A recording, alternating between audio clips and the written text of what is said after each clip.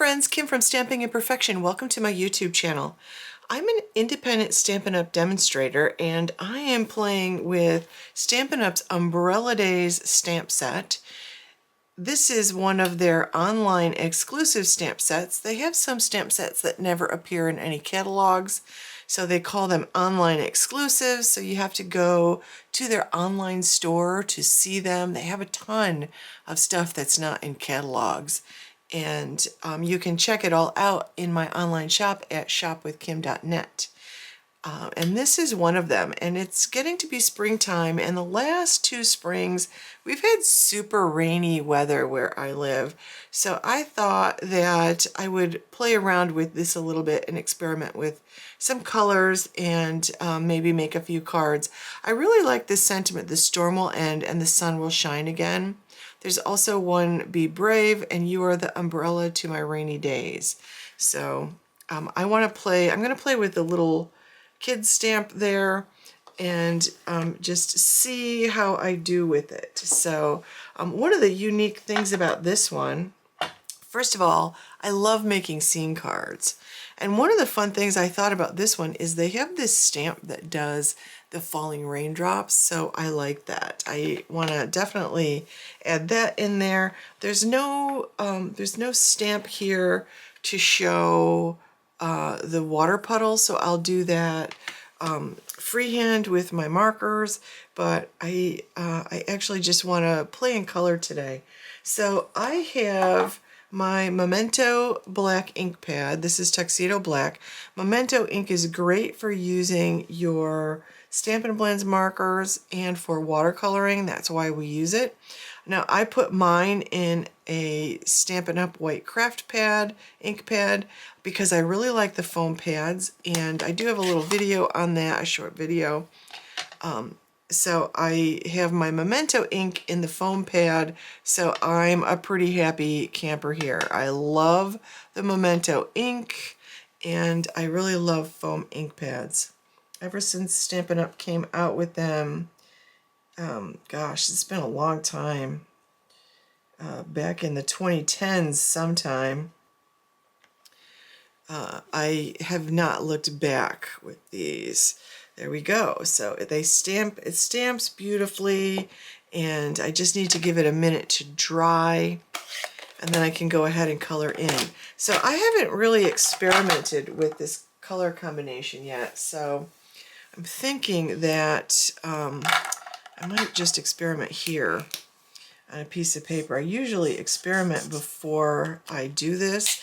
This is Dark Night of Navy, and then I think I'm going to take light boho blue just to see what these look. Oh, that's actually kind of perfect. And then maybe light balmy blue. And I'm pretty sure that's the color combination I want to do. Let me try. That's now if I take the, oh, that's nice too. This is the light, oh no, this is the dark boho blue. I want to try the light night of navy. I'll do that on the other side. I actually like that too. Maybe if I take the dark boho blue from here. Nope, they look exactly the same. Let's go with light boho blue.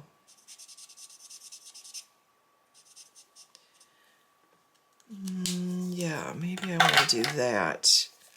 Let me see what this dark, oh, yep, like that too.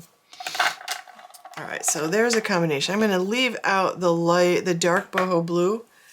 And so I just like to play around with the colors a little bit before I start.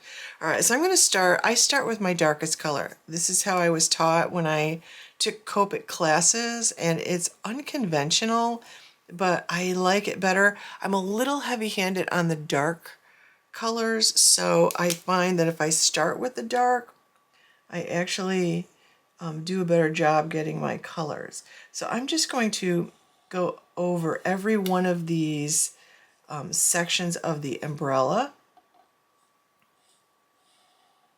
And they don't have to be perfect. I am using the brush end because that's how I was taught. And I'm going to flick a little down from that top part, and I'm just flicking. Light flicks like that. So that's my dark. And then that's dark night of navy. I'm just going to add a few. I'm going to go down along the side of each of these with my light night of navy. And then extend the flicks a little bit.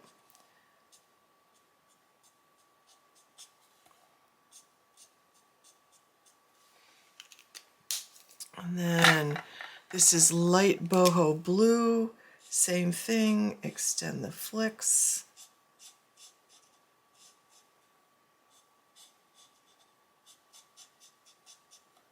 And kind of really start to fill in all the spaces.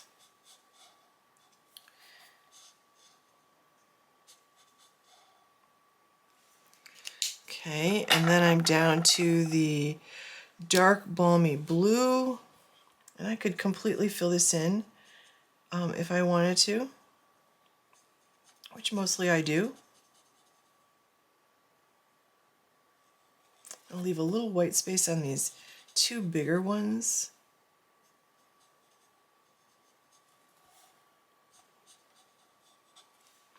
And then use the light balmy blue to just fill in those spots.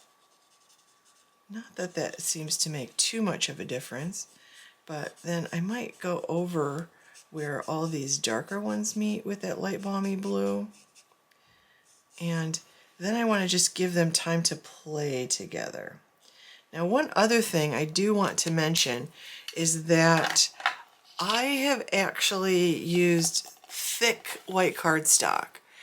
I usually use the regular white cardstock, but this time I used thick white cardstock. I'm also going to pull out one of my, I have this super thin journaling pen. I'm going to be going over my lines at the end just to make it look a little nicer. Now I'm going to pull out my yellows, and I'm going to start with, I think I'm going to start with the light wild wheat. And I want to do my raincoat here in yellows. So I'm just going to add the light wild wheat where, you know, it's going to be the darkest, like under the arm, any place the artist shows that there could be like a crinkle or something like that, or something is under something else. And what's this one? This is Light Daffodil Delight. Let's see. Yeah, let's go with the light. Oops, that should have had a little dark there too. That's okay.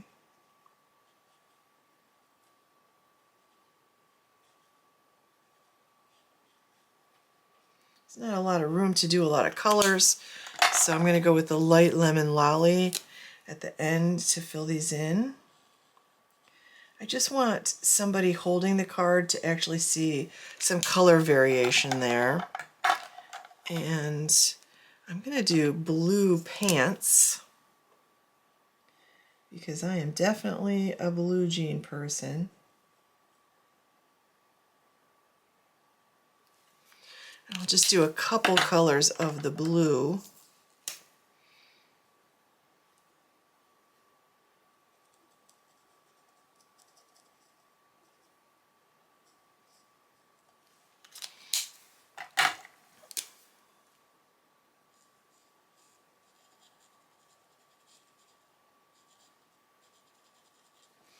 Okay, and then for the boots, I'm going to grab my Pebbled Path. Grab the two Pebbled Path ones. Let's see if I can.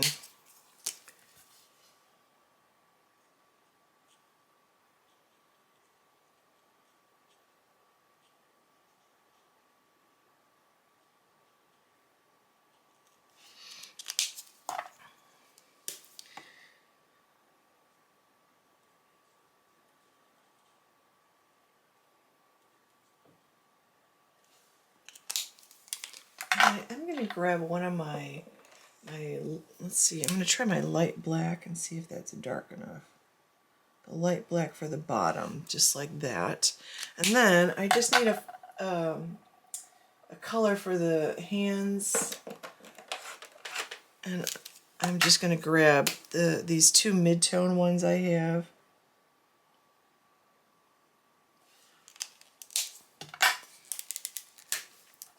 And, you know, mostly I could just use one color. I don't even think you're going to notice the variation in color.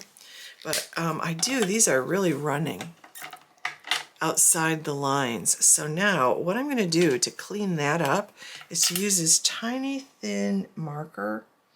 And I'm just going to go over all of those lines and try to get, I'm just going to go along the edge. You can see here how it's coming outside the line a little bit. So I'm just going to go like along the edge of the lines and try to like encompass, like I'm sort of going outside the original line a little bit and just cleaning that up. And this is a really tiny tip. You see how tiny that is? It doesn't tell what it is, does it? It doesn't tell what it is on the thing. It's probably like a 0.1. It's very small. You just have to find a size you're comfortable with. And I will go over these lines in the middle.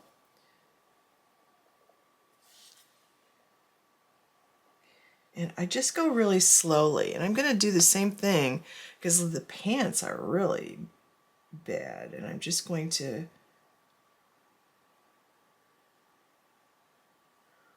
go over those a little bit.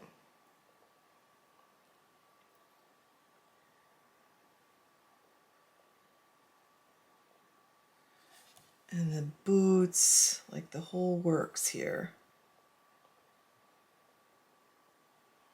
Okay, so I've gone over all the lines. It's tidied it up quite a bit. So I'm really actually very happy with that. So I'm going to just back out of this a little bit.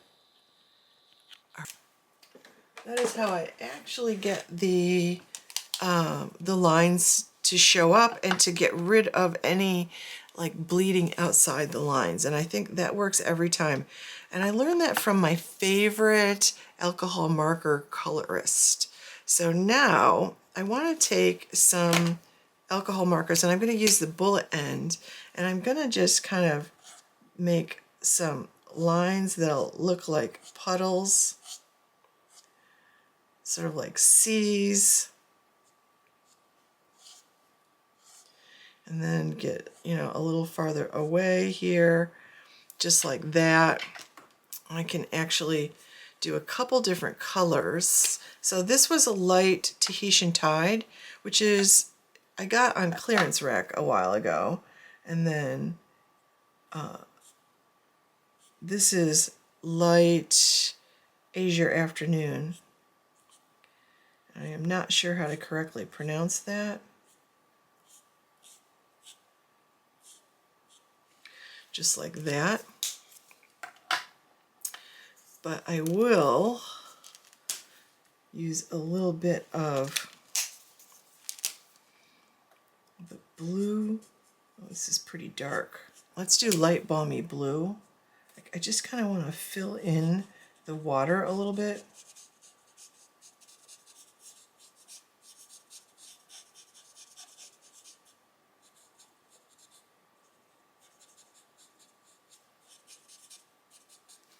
And then I'll use some of this, I'll go with crumb cake. Just try to like create a road or pavement or ground or something.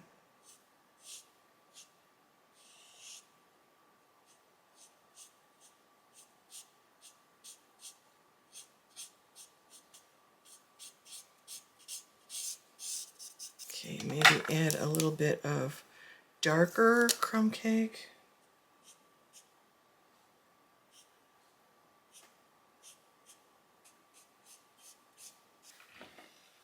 Alright, so I did go back in and add some blue marker to this, just because I felt like I should show that there's some water around there on the ground. I've got two blending brushes, one for each of the inks I'm going to use, and I'm starting with Pool Party ink. And I'm going to grab one of my very old blender brushes, and I'm just going to wipe a little off here. And I just want to very gently add some color into this. And I'm going to try to avoid the part that I've actually used the alcohol ink on, just because I don't want to cover it in Pool Party ink. And I'll get as close to the image that I've colored as I can.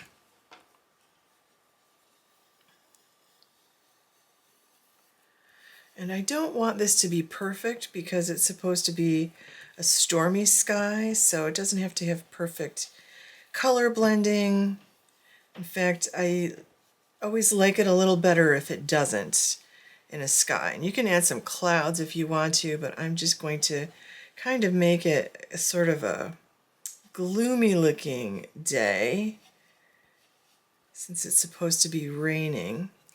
Okay, and I've got a little bit of that. Now I'm going to take this smoky slate and add a little bit of this. Just kind of dull it down a little bit.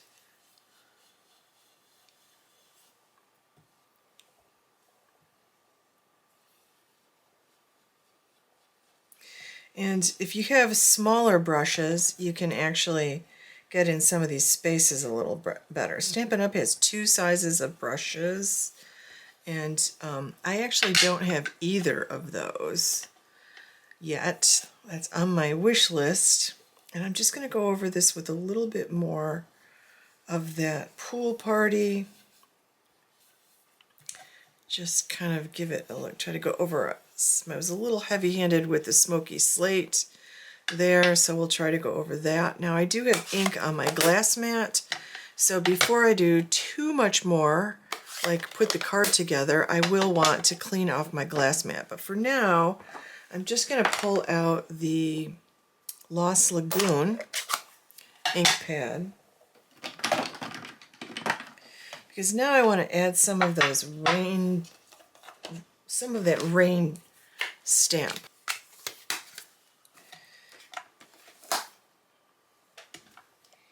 There we go. So I'm going to ink this up, and I'm just going to start adding it in.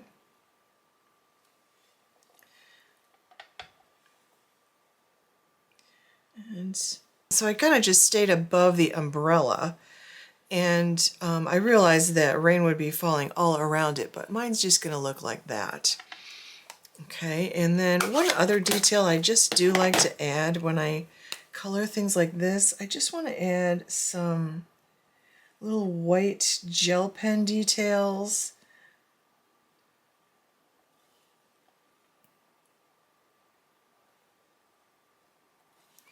There, like that. Just little dots and lines. It just adds a little, kind of a little touch to it. And you could fill in all of this if you wanted to, but I'm not going to do that. So now I need to put this together. To finish this off, I pulled out a whole bunch of stuff. I want to start with these iridescent pearls. These are just basic jewel gems. They're one of the less expensive things you can buy as far as embellishments go, and I like these because I can use my alcohol markers to color them in. And I'm going to actually take, this is the dark balmy blue, I believe. Yes, dark balmy blue. And I'm just going to run my, actually I want to use the other end. I'm going to use the brush end, and I'm just going to run the brush end around this, and I'm going to do two darker ones. You don't want to push down too hard because you don't want to damage your brush tip, but I'm kind of just running it around the edges, and it's just giving it a little tiny bit of a blue touch. And I'm doing this first because I want to make sure I give it time to dry. And you can see there, and they stay iridescent. That's what I love about it. Like, I love that they maintain that iridescence even after you color them. And I could have used a darker color, but I just kind of want to be subtle. So this is cut at 3.5 by 4 3/4. That's what I originally cut it at. So I cut a piece of Azure Afternoon at 3 5/8 by 4 7/8. So this is going to give me a tiny little border of that blue around the edge, and it feels like it's going to be a dark and gloomy card, but hopefully we can brighten it up a little bit.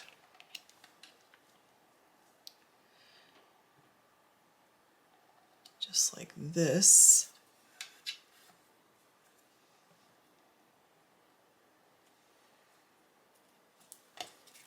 And try to get an even border all the way around. Okay. Now I've also cut a piece of that beautiful bokeh paper in the multicolor, and this one is cut at 4 by 5 1/4. So I'm going to get a bigger border around this. And I'm going to glue that directly to my card base. This is Smoky Slate. It's cut at 5.5 by 8.5. I scored it at 4 1/4, and I'm going to give it a really good press with my bone folder, just like that. And then I'm going to glue this piece of beautiful bokeh DSP, which is Designer Series paper. And I'm going to do it like this. And I cut it, the way I cut it, I've got a little bit of the yellow that's in this paper down toward the bottom near the ground, and I actually really like the way that looks. Like, I played with it at the beginning, or before once I cut it.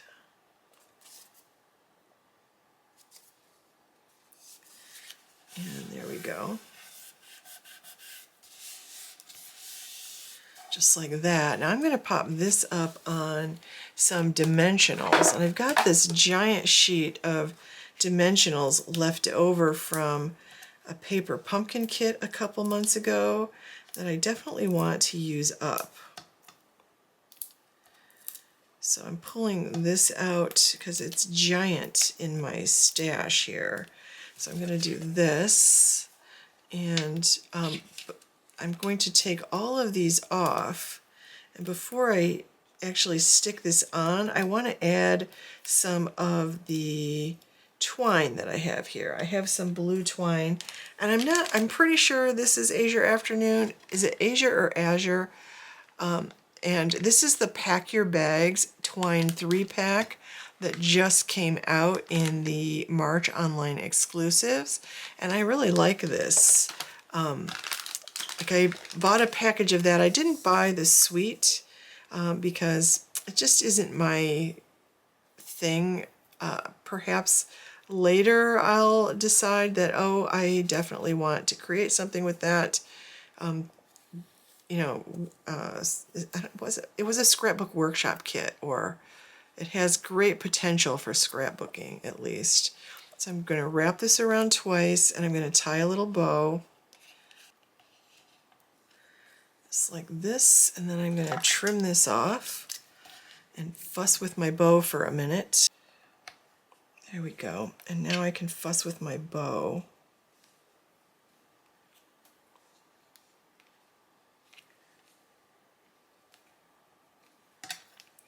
Just snip these off a little bit more.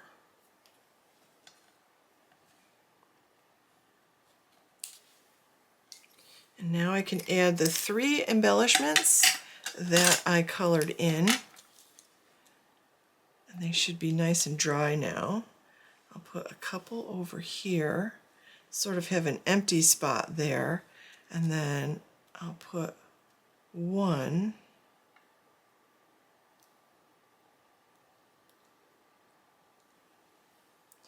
I'll put one above here, up next to my sentiment. So I've got my little visual triangle, I've got my odd number of embellishments, but that's going to complete my card. I am going to do a little stamping on the inside, and I'm going to pull out that Lost Lagoon ink again.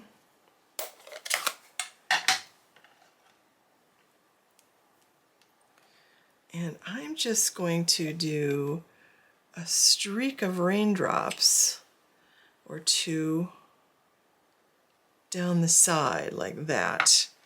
I didn't get those very straight, but that's okay. I just want a little decoration on the inside of my card. I'll do something similar to the envelope. Make sure I have this cut. And then I'm just going to glue this to the inside.